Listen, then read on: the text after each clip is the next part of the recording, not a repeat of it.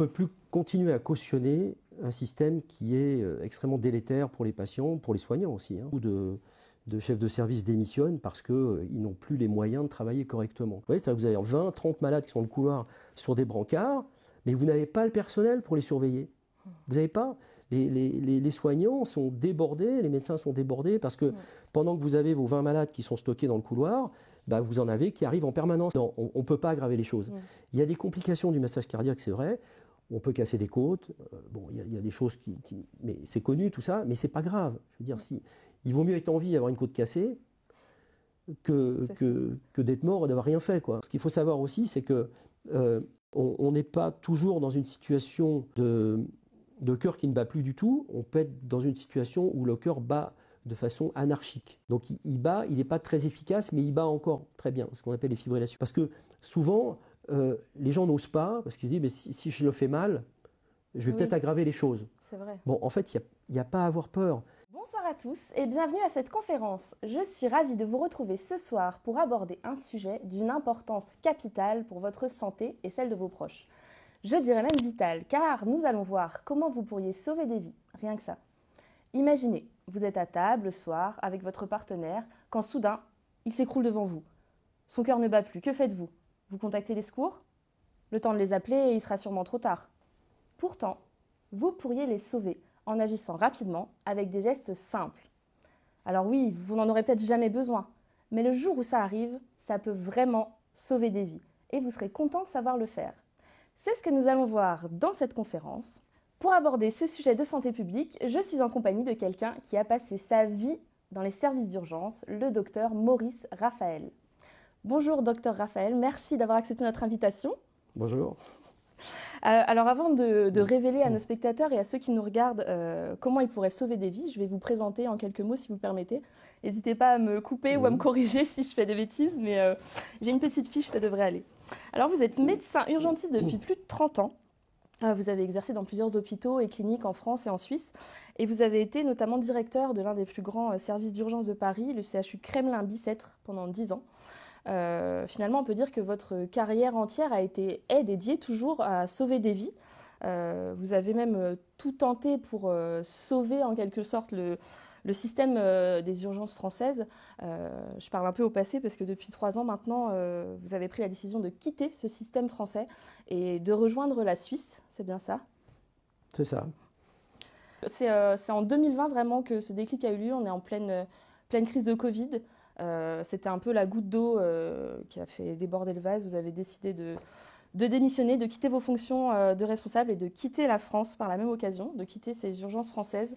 Et puis en fait, c'est un peu à ce moment-là que les médias français et les grands médias nationaux s'intéressent à vous, parce que cette démission a fait un peu de bruit. Le Parisien, Libération, tout ça vous interviewent. Ils cherchent à comprendre en fait ce qui s'est passé. Et dans ces interviews, je vais reprendre une de vos citations parce qu'il y a une phrase qui m'avait marquée. Vous disiez « Cela suffit, rien ne change, la direction s'en fout. Je ne vais pas mourir à la tâche dans l'indifférence de l'administration. » Qu'est-ce qui s'est passé pour vous à ce moment-là? Pourquoi vous avez quitté votre poste? J'ai quitté mon poste parce qu'il y a un moment, on ne peut plus continuer à cautionner un système qui est extrêmement délétère pour les patients, pour les soignants aussi, parce que tout le monde souffre dans cette histoire. Alors, ce qui m'arrive à moi, malheureusement, c'est pas qu'à moi, ça arrive à beaucoup de mes collègues et de plus en plus actuellement en France, beaucoup de chefs de service démissionnent parce qu'ils n'ont plus les moyens de travailler correctement.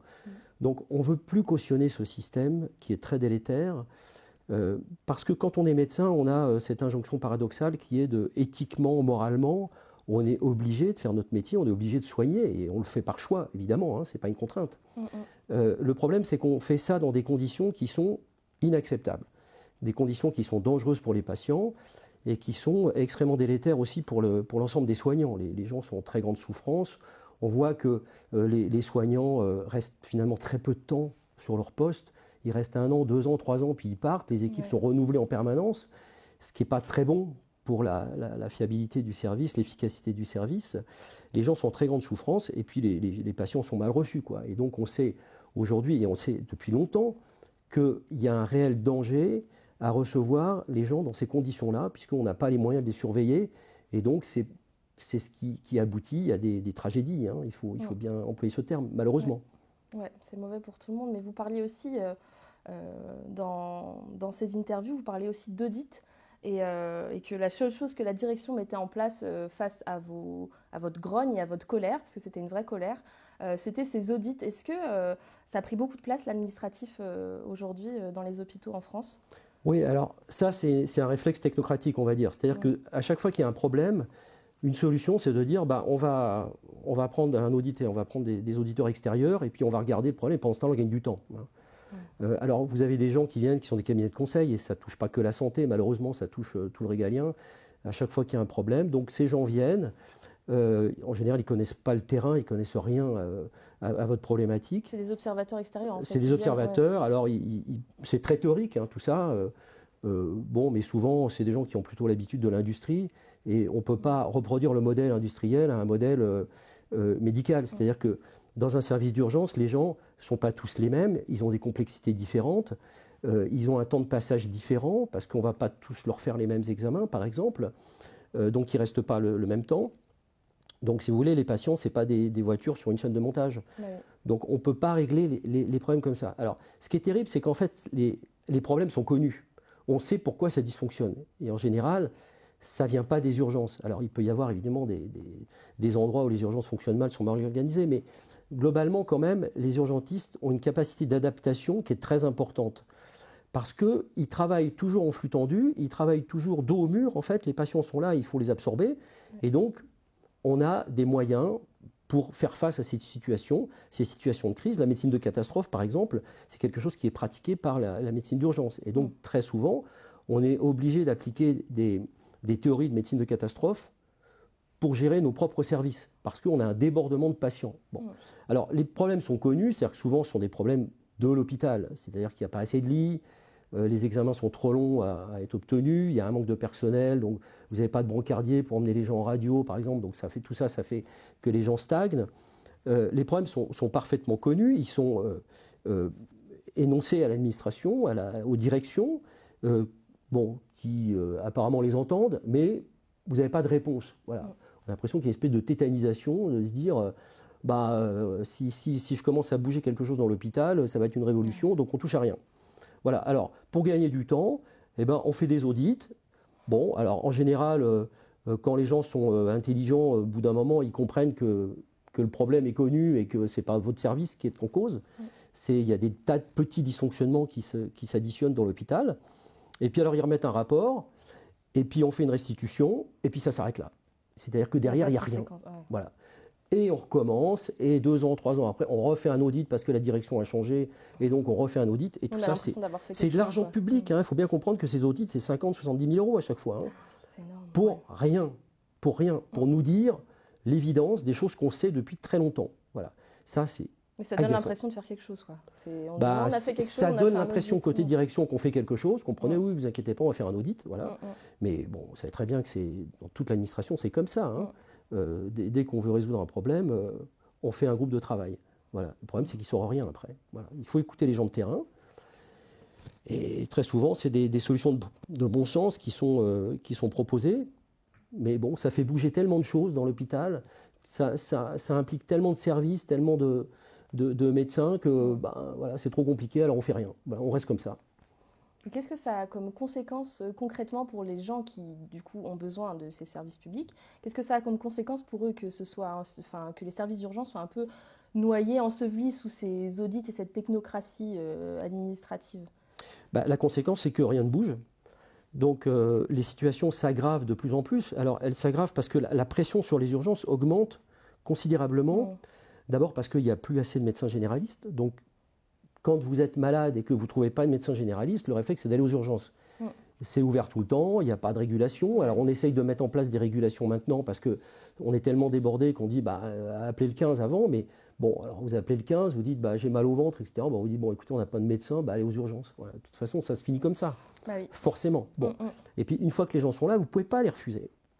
C'est un problème éthique. Vous comprenez ? Vous ne pouvez pas dire aux gens, tant que vous ne les avez pas examinés, c'est pas grave, je pense que vous n'avez rien rentré chez vous. C'est pas possible.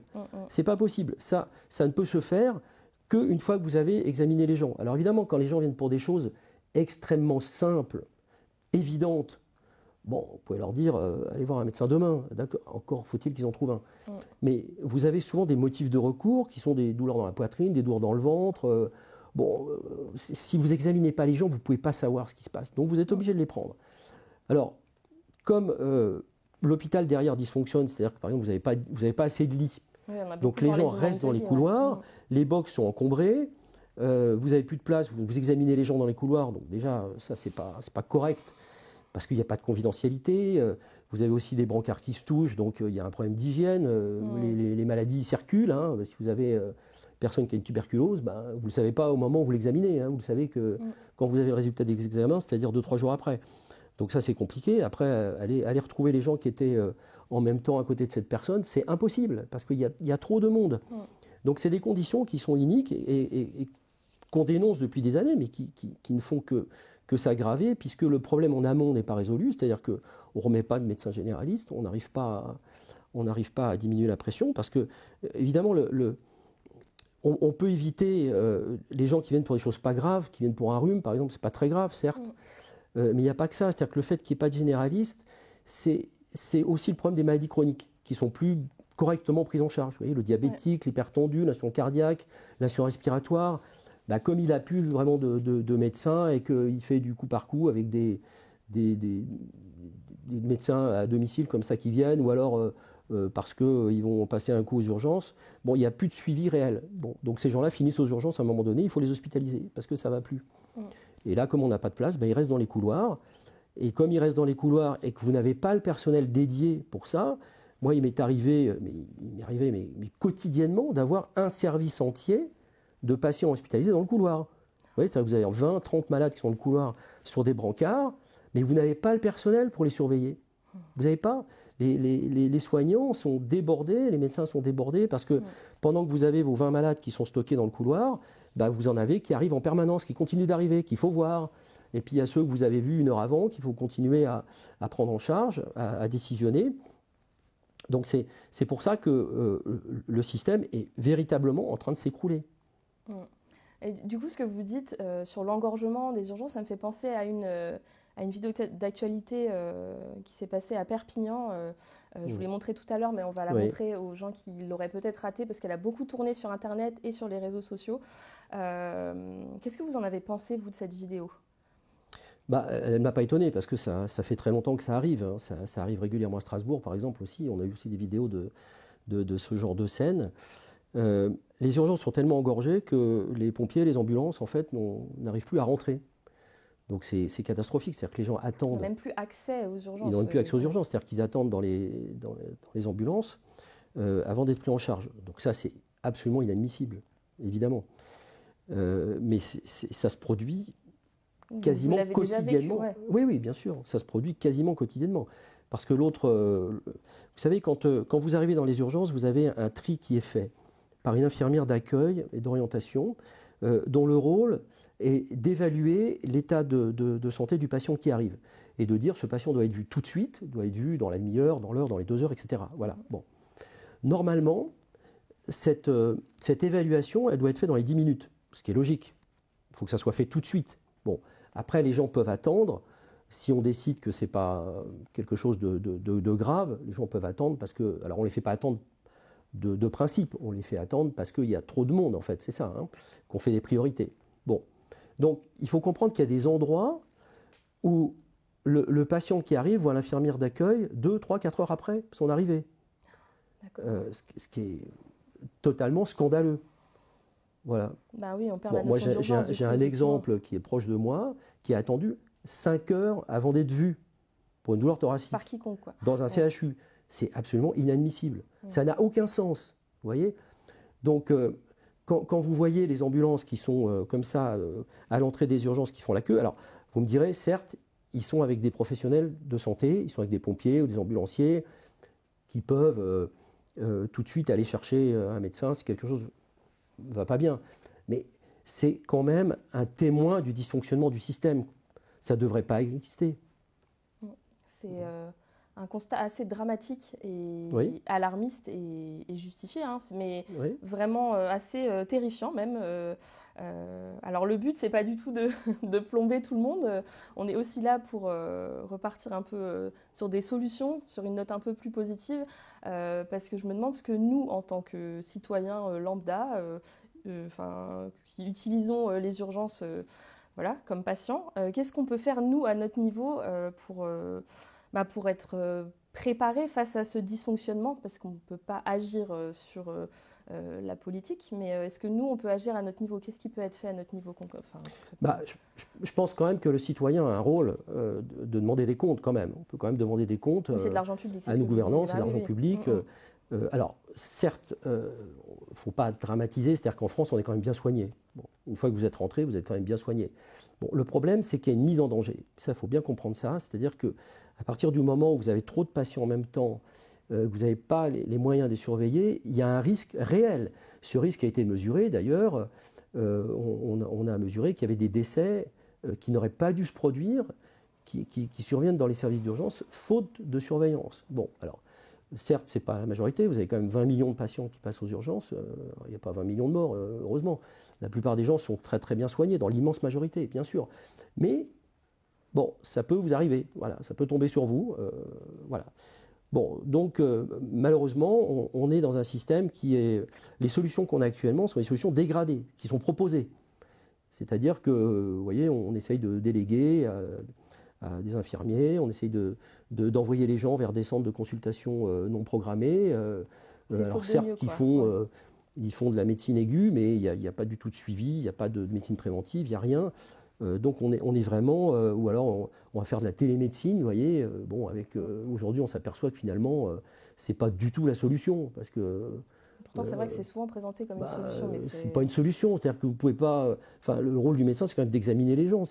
On peut pas faire des diagnostics uniquement par téléphone. Ou si vous avez une angine, si vous ne faites pas un test pour savoir s'il n'y a pas un streptocoque, comment voulez-vous soigner correctement les gens? S'ils ont besoin d'antibiotiques, vous ne pouvez pas...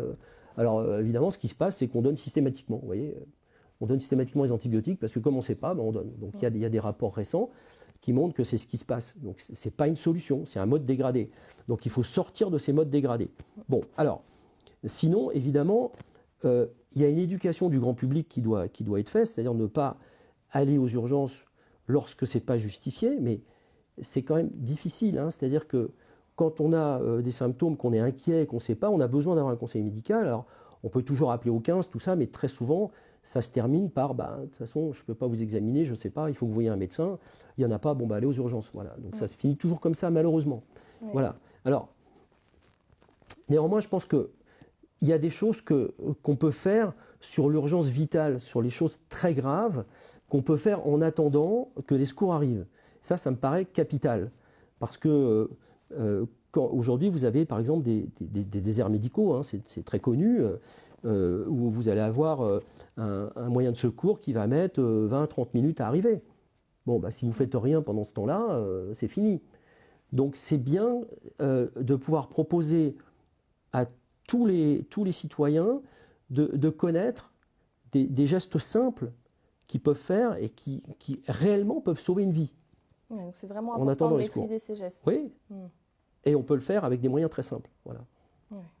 Nous-mêmes, ça c'est en attendant les secours. Ouais. Mais est-ce qu'il y a des cas spécifiques? Est-ce que vous pouvez détailler un peu ces cas auxquels on peut être confronté et où nous on peut agir? Est-ce qu'il y a des cas spécifiques dans lesquels nous on peut agir en attendant les secours? Par exemple, un arrêt cardiaque, on peut faire des choses tout de suite. Même si on n'a pas de formation spécifique, on peut faire un massage cardiaque. Bon, alors c'est mieux que de rien faire. Hein. Je ne dis pas que ça marche à tous les coups, mais en tout cas, si vous ne faites rien, c'est sûr que c'est fini. Mais au moins, si vous faites ça, vous avez une chance en sorte que la personne puisse s'en sortir. Ça, c'est sûr. Si vous avez quelqu'un qui fait une fausse route, qui étouffe, il y a des gestes extrêmement simples qu'on peut faire tout de suite pour lui sauver la vie. Une hémorragie, on peut appuyer sur la plaie qui saigne. C'est des choses toutes simples qu'on peut expliquer aux gens pour qu'ils n'aient pas peur, qu'ils puissent faire ces gestes parce qu'ils ne risquent rien. Parce que souvent, les gens n'osent pas, parce qu'ils se disent, mais si je le fais mal, je vais peut-être aggraver les choses. C'est vrai. Bon, en fait, il n'y a pas à avoir peur.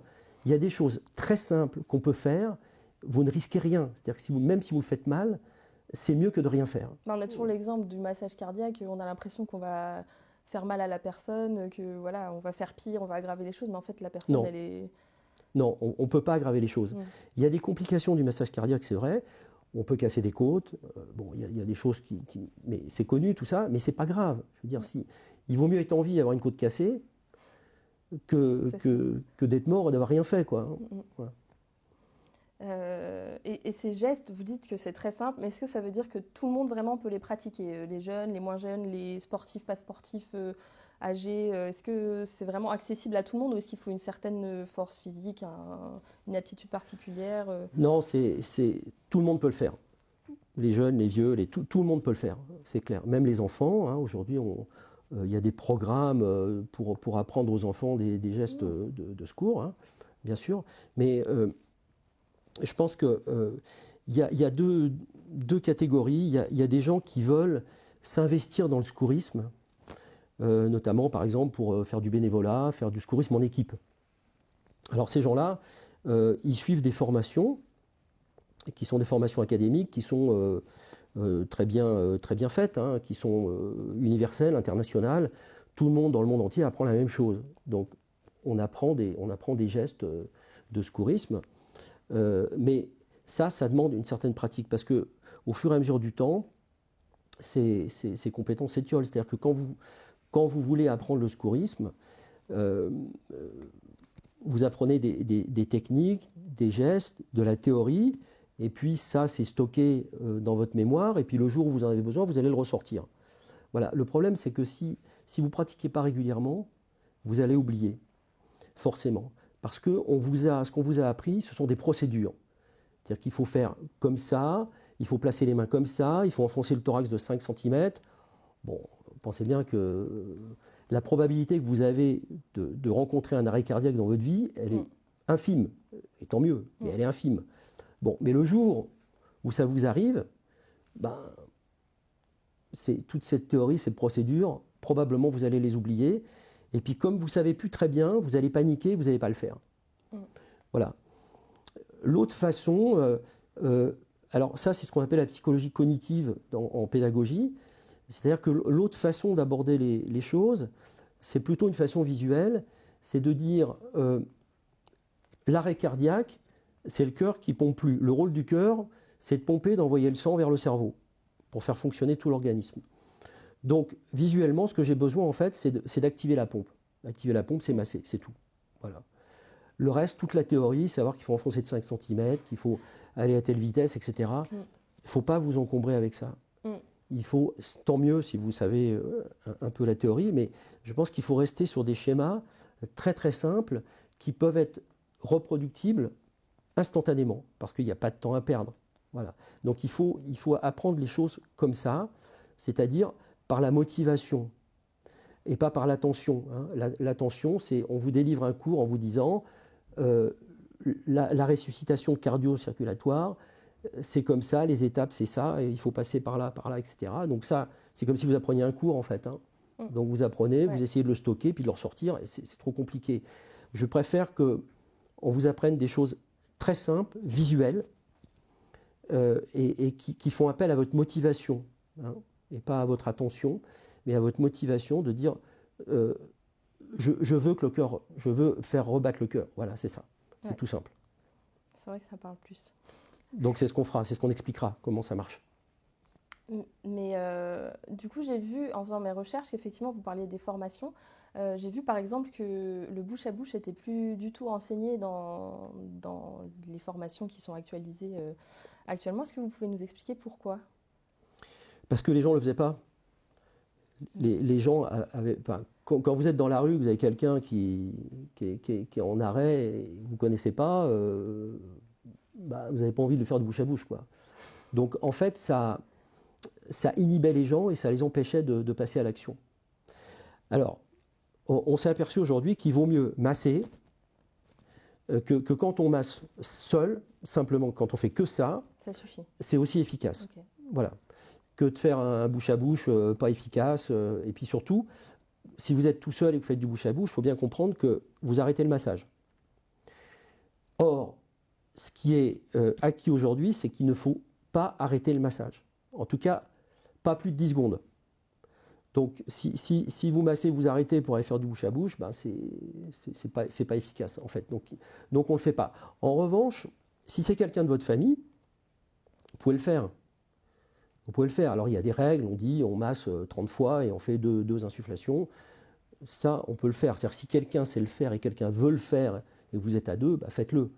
Mais il y a des gestes comme ça, par exemple, comme prendre le pouls. C'est des choses qui ont complètement disparu, parce que prendre le pouls sur quelqu'un qui est en arrêt cardiaque, vous ne le trouvez pas, par définition. Donc vous cherchez, vous perdez du temps, et pendant ce temps-là, vous ne le massez pas. Donc ça, c'est quelque chose qui a été abandonné. Donc on est arrivé à des schémas très simples, qui est la priorité, c'est le massage. Voilà, le reste, bah, si on peut, on fait. Si on est deux, bah, c'est mieux. Il y en a un qui peut ventiler et l'autre qui masse, très bien. Mais il faut sortir ça de votre tête, voilà. Sauf si c'est quelqu'un que vous connaissez et vous savez que vous pouvez lui faire du bouche à bouche. Et vous trouvez que les gens, ils arrivent à les faire assez... Enfin, ils font les gestes correctement. Est-ce que vous avez déjà été témoin, par exemple, d'une personne qui n'est pas du personnel médical dans la rue, un citoyen qui irait faire un massage cardiaque? Est-ce qu'on connaît assez efficacement ces gestes-là ou pas? Alors, le massage cardiaque, c'est quelque chose que vous voyez dans les films, par exemple. Oui, donc c'est quelque chose qui est connu. Ouais. Voilà, on sait qu'il faut masser. Voilà. Ouais. Et d'ailleurs, si vous appelez le 15, le SAMU, on vous dira tout de suite, massez. Massez en attendant, les secours arrivent, massez. Faites comme vous pouvez, massez. Voilà. Alors c'est plus ou moins bien fait, évidemment. Hein. Évidemment, parce que c'est pas... ça demande quand même une certaine force. Il faut... Et puis on a peur de ne pas être au bon endroit et tout ça. Oui, voilà, mais bon, on sait que c'est au milieu du thorax, il faut appuyer fort. Voilà, si je vous dis mettez-vous au milieu du thorax, appuyez fort, ça suffit. Reste, si c'est pas académique, c'est pas très grave. Hein. L'essentiel, c'est que ça soit efficace. Voilà. Alors même si vous le faites mal, il y a forcément un peu quand même d'efficacité. Voilà. Alors il y a des gens qui le font mieux que d'autres, c'est sûr. Il y a des gens qui ont plus de force que d'autres. Mais il vaut mieux faire ça que rien. Ouais. Vous parliez des formations tout à l'heure. Qu'est-ce que vous en pensez? Vous pensez que c'est suffisant, qu'elles sont d'assez bonne qualité, ou est-ce qu'il y a des choses qu'elles oublient, est-ce qu'il y a des choses qui sont mal faites dans les formations, qui pourraient évoluer? Qu'est-ce que vous pensez des formations aux urgences à l'heure actuelle? Enfin, des formations aux gestes d'urgence? Les formations aux gestes d'urgence, elles sont très bien faites. Mais il faut comprendre que ça s'adresse d'abord à un public de soignants ou de bénévoles, par exemple, qui veulent faire du secourisme en équipe. Ça, oui, parce que c'est ce que je vous disais tout à l'heure, c'est une formation qui demande beaucoup d'attention. Hein. C'est-à-dire qu'il faut... Il y a beaucoup de messages, ça dure plusieurs heures, voire plusieurs journées. Donc on vous apprend plein de choses qu'il faut stocker dans votre mémoire, qu'il faudra sortir le moment venu. Ouais, c'est riche, ouais. Bon, donc si vous ne pratiquez pas, forcément, au bout de 2-3 mois, vous avez oublié. Hein. Vous avez oublié une partie, c'est normal. Hein. Ouais, c'est affreux, on apprend autant de choses et puis au final, non, mais c'est pour ça que vite, donc je pense qu'il faut plutôt rester sur des schémas très simples, visuels, basés sur la motivation, plutôt que d'aborder ça comme une formation académique, standard, avec des cours. À apprendre, ouais. Voilà, parce qu'on sait très bien que le jour où vous en aurez besoin, vous aurez oublié. Donc ça, c'est pas efficace. Mais pour les soignants, oui. D'ailleurs, tous les soignants passent par là, hein, forcément. Hein, les soignants savent les gestes, les techniques, ce qu'il faut faire. Mais pour le grand public, dont ce n'est pas le métier, qui ne fait pas de secourisme régulièrement, il faut partir sur des schémas beaucoup plus simples. Et ça, c'est possible. On peut expliquer les choses simplement. Mais est-ce qu'il ne manque pas l'aspect, parce que tout à l'heure, vous parliez de la réaction qu'on a face à quelqu'un qui peut être par terre ou qu'on panique un petit peu. Est-ce qu'il ne manque pas dans ces formations justement un peu l'aspect mental, voilà, travailler son mental et pouvoir réagir et pas rester pétrifié ou paniqué? Parce que ça n'existe pas, il me semble, dans les formations aux gestes au premier secours. J'en ai fait quelques-unes, mais on ne parle pas du tout de cet aspect-là. Non, on vous parle de la technique, évidemment. C'est pour ça que je reviens toujours à cette histoire de motivation et de visuel. Si vous comprenez ce que vous faites, ça marche mieux. Voilà. Alors après, il faut que, quand on vous a montré ça, ce visuel, il faut comprendre que quelque part, vous allez être un héros. Hein. Quelque part, vous allez... c'est très valorisant. C'est très valorisant de dire je masse et puis finalement cette personne s'en est sortie. Voilà. Donc comme il n'y a plus le bouche à bouche, parce que ça vraiment ça repoussait les gens. Je crois que c'est beaucoup plus facile aujourd'hui de dire bah, je masse et puis de toute façon voilà, même si je le fais mal, on ne va pas me le reprocher. Je ne risque pas d'aggraver la situation, puisque la situation, c'est quelqu'un qui est mort. Oui, en fait, qu'on va ressusciter. On n'a pas cette idée-là en tête, mais quand quelqu'un fait un arrêt cardiaque, il est déjà mort, quoi. Il est mort, ouais, il est mort. Alors, il est mort. Il met quelques minutes quand même à mourir complètement. C'est-à-dire que ce qui vous fait fonctionner, c'est l'oxygène. Le sang apporte l'oxygène au cerveau, au tissu, et tant qu'il y a de la réserve d'oxygène, le corps fonctionne encore, de moins en moins bien, mais il fonctionne encore, donc il peut fonctionner comme ça pendant 4-5 minutes. Hein. En général, au bout de 10 minutes, il n'y a plus rien, hein, ça c'est clair. Okay. Bon, ce qu'il faut savoir aussi, c'est que on n'est pas toujours dans une situation de cœur qui ne bat plus du tout, on peut être dans une situation où le cœur bat de façon anarchique. Donc il bat, il n'est pas très efficace, mais il bat encore très bien, ce qu'on appelle les fibrillations. Donc là, il y a encore un petit peu de sang qui circule, un petit peu d'oxygène qui circule. Donc on peut avoir du temps. Hein. Et puis c'est là que rentre en jeu l'accès à ce qu'on appelle la défibrillation, pour remettre le cœur en marche. Ça, c'est des choses qui sont très simples à faire aussi, parce qu'aujourd'hui, les appareils de défibrillation sont des appareils automatiques. Vous avez juste à poser les électrodes, et vous n'avez rien d'autre à faire. Ils nous parlent même des fois. Voilà. C'est la machine qui parle et qui vous dit « écartez-vous, je vais choquer ». Voilà. Donc ça, c'est quand même un progrès considérable. Voilà, encore faut-il avoir accès à la défibrillation. Alors du coup, on parle beaucoup de... Enfin, souvent, c'est ce qu'on disait, le massage cardiaque, c'est un peu le geste auquel on pense quand on passe au geste de premier secours et au geste d'urgence. Vous avez évoqué un petit peu tout à l'heure les hémorragies et tout, mais il y a d'autres cas dans lesquels on peut, nous, agir en attendant les secours. Oui, bien sûr. Par exemple, le malaise. Alors, vous savez, le malaise, c'est un terme générique, c'est pas un terme médical. Hein. Malaise, c'est un terme fourre-tout. C'est pas forcément une crise cardiaque, ça peut être un malaise vagal, ça peut être plein de choses. Bon, ça peut être une crise d'épilepsie. Alors, c'est bien de savoir reconnaître le type de malaise, parce que ça permet de savoir si c'est urgent ou pas urgent. Par exemple, ce qu'on appelle un malaise vagal, qui est une chute de tension, qui est quelque chose qui se produit plutôt chez des gens jeunes, qui est sans conséquence et qui n'est pas grave. Bon, savoir reconnaître ça, c'est quand même intéressant, parce qu'on peut éviter un passage aux urgences, par exemple. Une hypoglycémie, c'est quelque chose qui est très répandu dans les idées. On dit « oh, je ne me sens pas bien, je suis en hypoglycémie ». En réalité, non, l'hypoglycémie, c'est quelque chose qui arrive chez les diabétiques qui prennent de l'insuline. Ouais.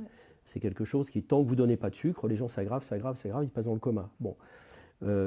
Donc on peut reconnaître ça aussi. On peut reconnaître toutes sortes de... On peut différencier les malaises en fait. Hein. Un vertige par exemple, savoir à partir d'éléments extrêmement simples de dire ça c'est important. On peut reconnaître ce qu'on appelle un accident vasculaire cérébral par exemple. Il y a 3 choses qui AVC, permettent d'identifier un AVC. Hein. Et là, identifier un AVC, c'est très important parce que chaque minute compte. Et plus vous perdez de temps, et plus vous risquez d'avoir des séquelles. Donc quelqu'un qui a la bouche de travers, qui ne peut plus faire fonctionner son membre, par exemple, il faut immédiatement penser à ça. Et par exemple, là, il ne faut pas perdre du temps à amener les gens à aller aux urgences de proximité, parce qu'il y a des filières. Tous les hôpitaux ne traitent pas en aigu les AVC. Hein. Donc il faut appeler les secours avant, pour dire je pense que c'est un AVC, quelqu'un qui a des troubles de la parole, qui a la bouche déviée, qui a un membre qui ne marche plus, ça semble être un AVC, et là on va vous envoyer des secours très rapidement, sans délai, et orienter le patient vers un service spécialisé, parce que sinon si vous l'emmenez aux urgences de proximité et qu'il vous dit ah ben nous on ne fait pas ça, il faut qu'on retransfère le patient, etc., vous perdez du temps. Donc simplement savoir ça, c'est sauver des vies, hein, vraiment. Bon. Le traumatisme crânien, par exemple, traumatisme crânien bénin, qui est quelque chose qui est très courant, des gens qui se cognent dans un placard, dans une porte, dans une vitre, bon, c'est rien. En fait, c'est pas rien. Hein. La commotion cérébrale, c'est pas rien, puisque vous avez 20% des gens qui ont des séquelles après ça. Bon. Voilà. Qui ont des troubles cognitifs, par exemple, qui peuvent durer 1 mois, 2 mois, 3 mois, et quelquefois qui durent même plus que ça. Donc, il faut savoir que quand vous avez un traumatisme comme ça, bénin, savoir quels sont les signes qui font que je dois aller à l'hôpital forcément, parce qu'il y a des signes qui peuvent faire penser qu'il y a une hémorragie à l'intérieur de la tête. Donc, dans ce cas-là, il faut absolument aller à l'hôpital. Ou alors, bon, ça paraît vraiment ultra bénin, et notamment, c'est ce qu'on voit sur les terrains de sport, hein, des enfants notamment qui se cognent la tête. On dit bon, c'est pas grave ça. En fait, non, pas du tout. Il faut faire très attention à ça. Il faut pouvoir mettre les gens au repos pendant 24-48 heures. Il y a des petites consignes, des petites choses à savoir. Donc c'est tout bête, mais ça évite des complications futures. Voilà. Donc il y a une éducation grand public, je dirais, sur des choses qui sont assez courantes finalement, hein, les malaises, les traumas crâniens, tout ça. Et puis il y a des choses qui sont urgentes, hein, l'arrêt cardiaque, l'étouffement, l'AVC, les brûlures par exemple, hein, conduite à tenir devant une brûlure. Vous avez des gens qui mettent du dentifrice sur les brûlures. Il ne faut surtout pas faire ça. Mais c'est des choses qui sont répandues. Il ne faut surtout pas faire ça. Il ne faut rien mettre. De l'eau. Vous refroidissez, vous mettez de l'eau, au moins 5 minutes, 5, 10, 15 minutes des fois. Et puis là, vous avez fait l'essentiel. Hein, parce que la brûlure, même si vous avez retiré la source de chaleur, en fait, ça continue à brûler en profondeur. Donc quand vous mettez de l'eau, c'est ça que vous arrêtez. Hein, vous arrêtez l'étendue. Voilà. Savoir reconnaître une brûlure simple d'une brûlure qui nécessite un passage par un médecin, c'est des choses très simples à connaître. Hein. Voilà. Donc tout ça, ça mérite d'être enseigné au grand public par simplement des messages très très simples. Il ne faut pas se compliquer. Les différents stades de brûlure, tout ça, on s'en fout. Hein. Ce qui compte, c'est les pas graves et les autres qui peuvent être graves. Voilà, c'est tout. Ça devrait être enseigné à l'école quasiment. Oui, bien sûr. Bien sûr. Oui, oui. Oui. Du coup, si on devait résumer un peu ce que vous avez dit, c'est quoi les principales choses à retenir pour les personnes qui nous regardent ce soir par rapport à ces gestes d'urgence? Alors, la première chose, c'est qu'il ne faut pas avoir peur. Voilà, je crois qu'il ne faut pas avoir peur parce qu'on a la possibilité de faire revivre quelqu'un ou de l'empêcher de mourir, déjà. C'est un challenge extraordinaire. Mais oui, bien sûr, bien sûr. Donc ça, déjà, on sait que ça marche. Hein, on sait que ça marche. Alors, ça ne marche pas à tous les coups, évidemment, hein, mais en tout cas, si on ne fait rien, c'est sûr que ça ne marche pas. Hein. Ouais, il y a la possibilité donc, que ça marche. Moi, je dirais, la première chose, c'est, regardez, on va vous montrer, c'est très simple. Il y a vraiment 2-3 trucs à savoir, et c'est tout. Vous vous embarrassez pas avec toutes ces théories, etc., qui sont essentielles pour les soignants, mais pour le grand public, ça ne sert à rien. Hein. Ça ne sert à rien d'aller dans les détails. En masse, ça suffit. Voilà. Donc n'ayez pas peur, retenez des choses très simples, et puis voilà. Et puis vous aurez, le jour où ça vous arrivera, eh ben, vous aurez une immense satisfaction d'avoir fait quelque chose, et même si vous n'avez pas sauvé la personne, vous lui avez donné une chance. Ça nous fait une très jolie conclusion. Merci beaucoup d'avoir participé à cette interview et d'avoir partagé votre grande expérience professionnelle avec nous ce soir. Et puis, je vous dis à bientôt. Merci.